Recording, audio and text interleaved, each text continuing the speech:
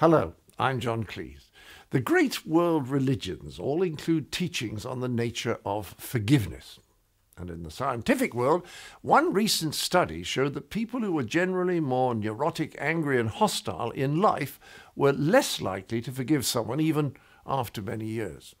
Other studies show that people who forgive are happier and healthier than those who hold resentments.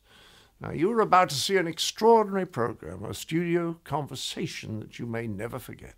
So, settle back, take a deep breath, as we join our trusted guide and host, Phil Cousineau, on a most memorable episode of Global Spirit, the first internal travel series.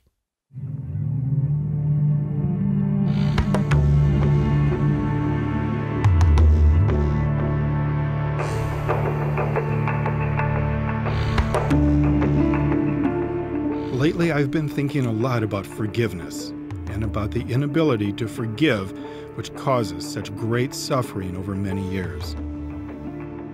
Forgiveness can be one of the most challenging obstacles to living a life of peace for individuals and for entire societies. Okay, over to second.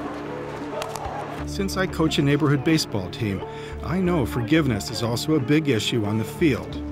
I've discussed with my son Jack and all the kids on the team that it's important to learn how to forgive somebody who has hurt you, even when it's difficult or painful. We've talked about how in sports, as well in the rest of life, we all get bruised in different ways, and that it's very important to learn how to forgive and how to heal oneself.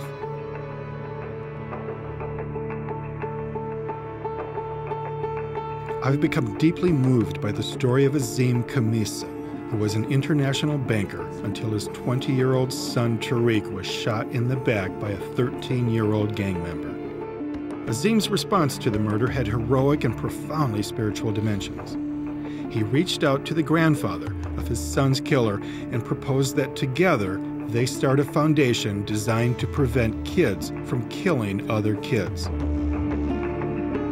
Later, I read a compelling book about the impact of war on the human soul, written by Ed Tick. Ed and his wife Kate Dahlstad have been leading groups of Vietnam vets who've never been able to forgive themselves for what they did during the Vietnam War back to the actual places where they fought, where they killed, and where their souls became disconnected almost 40 years ago. Welcome to Global Spirit's Forgiveness and Healing. Ed and Kate, what is it that you're looking for? What do you hope to accomplish by taking them back to the site of all that violence? We traveled to Vietnam to practice and participate in numerous forms of healing activities. And in these groups, our veterans enter into a common brotherhood and sisterhood of people who have survived their time in hell together.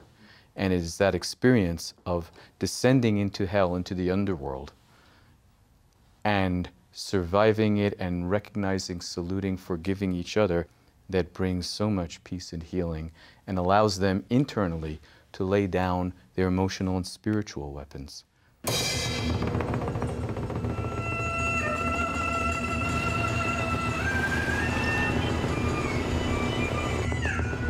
We have 5 veterans on this journey.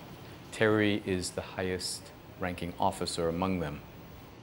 Terry was an Army infantry captain in the Central Highlands. He was in some of the most monstrous fighting that's been reported from the Vietnam War.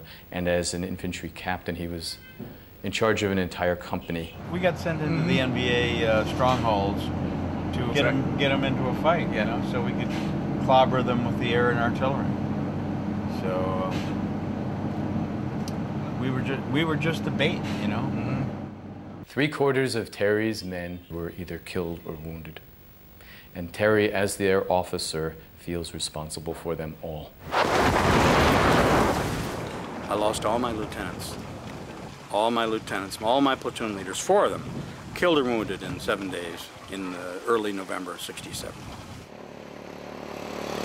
Terry's been stuck in chronic grief and has not been able to accept his own human limitations, that he really did all that was humanly possible under battlefield conditions to get his men through.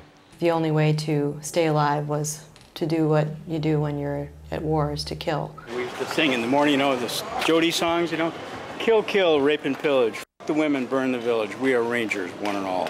We are Rangers, big and tall. Woo, baby. Yep, that's how we trained.